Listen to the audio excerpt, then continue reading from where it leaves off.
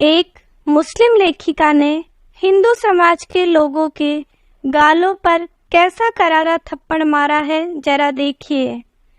आपकी नवविवाहित महिलाओं ने माथे पर पल्लू तो छोड़िए, साड़ी पहनना तक छोड़ दिया, दुपट्टा भी गायब।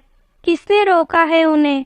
हमने तो तुम्हारा अधोपतन नहीं किया, हम मुसलमान तो इसके जिम्मेदार नहीं हैं। तिलक बिंदी तो आपकी पहचान हुआ करती थी ना। तुम लोग कोरा मस्तक और सूने कपाल को तो अशुभ, अमंगल, शोकाकुल होने का चिन्ह मानते थे ना।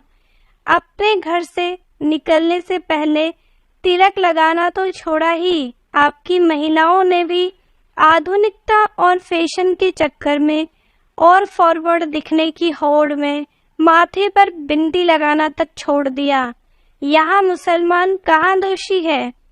आप लोग विवाह, सगाई जैसे संस्कारों में पारंपरिक परिधान छोड़कर लज्जा विहीन प्री वेडिंग जैसी फूहड़ रस्में करने लगे और जन्म दिवस, वर्षगांठ जैसे अवसरों को ईसाई बर्थडे और एनिवर्सरी में बदल दिया। तो क्या ये हमारी त्रुटि है? हमारे यहाँ बच्चा जब चलना सीखता है तो बाप की उंगलियां पकड़कर इबादत नमाज के लिए मस्जिद जाता है और जीवन भर इबादत या नमाज को अपना फर्ज समझता है। आप लोगों ने तो स्वयं ही मंदिरों में जाना छोड़ दिया। जाते भी हैं तो केवल 5-10 मिनट के लिए, तब जब भगवान से कुछ मांगना हो या किसी संकट से छुटकारा पाना हो। अब यदि आपके बच्चे ये सब नहीं जानते करते कि मंदिर में क्यों जाना है, वहां जाकर क्या करना है और ईश्वर की उपासना उनका कर्तव्य है, तो क्या ये सब हमारा दोष है? आपके बच्चे कॉन्वेंट से पढ़ने के बाद पोएम सुनाते हैं तो आपका सर गर्व से ऊंचा होता है। होना तो ये चाहिए कि वे बच्चे नवकार मंत्र या कोई श्लोक याद कर सुनाते तो आपको गर्व होता।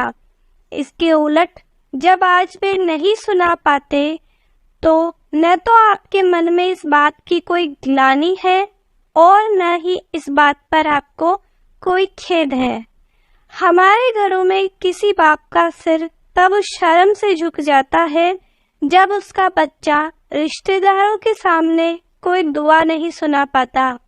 हमारे घरों में बच्चा बोलना सीखता है तो हम सिखाते हैं कि सलाम करना सीखो बड़ों से।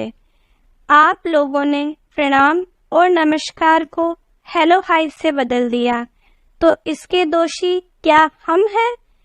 हमारे मजहब का लड़का कॉन्वेंट से आकर भी उर्दू सीख लेता है और हमारी धार्मिक पुस्तक पढ़ने बैठ जाता है, और आपका बच्चा न हिंदू पाठशाला में पढ़ता है और संस्कृत तो छोड़िए, शुद्ध हिंदी भी उसे ठीक से नहीं आती।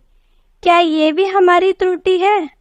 आपके पास तो सब कुछ था, संस्कृति, इतिहास, परंपराएं। आपने उन सबको तथाकथित आधुनिकता की अंधी दौड़ में त्याग दिया, और हमने नहीं त्यागा, बस इतना ही भेद है। आप लोग ही तो पीछा छुड़ाए बैठे हैं अपनी जड़ों से। हमने अपनी जड़ें ना तो कल छोड़ी थी और ना ही आज छोड़ने को राजी हैं। आप लोगों को तो स्वयं ही तिलक, शिखा आदि से, और आपकी महिलाओं को भी माथे पर बिंदी, हाथ में चूड़ी और तथाकथित गले में मंगलसूत्र, इन्हें धारण करना अनावश्यक लगने लगा। अपनी पहचान के संरक्षण हेतु जागृत रहने की भावना किसी भी सजीव समाज के लोगों के मन में स्वतः स्फूर्त होनी चाहिए। उसके लिए आपको अपने ही लोगों को कहना भी पड़ रहा है। जरा विचार कीजिए कि ये कितनी बड़ी विडंबना है। ये भी विचार कीजिए कि अपनी संस्कृति के लुप्त हो जाने का भय आता कहाँ से है और असुरक्षा की भावना का वास्तविक कारण क्या है? हम है क्या? आपकी समस्या यह है कि आप अपने समाज को तो जागा हुआ देखना चाहते हैं, किंतु ऐसा चाहते समय आप स्वयं आगे बढ़कर उदाहरण प्रस्तुत करने वाला आचरण नहीं करते। जैसे बन रहे हैं वैसे ही बने रहते हैं। आप स्वयं अपनी जड़ों से जुड़े हुए हो, ऐसा दूसरों को आप में दिखता नहीं है और इसीलिए आपके मन में अपने समाज को तो छोड़िए, आपके परिवार में भी कोई आपकी धार्मिक बातें सुनता नहीं। ठीक इसी प्रकार आपके समाज में अन्य सब लोग भी ऐसा ही आपके जैसा डबल स्टैंडर्ड व्यवहार करते हैं।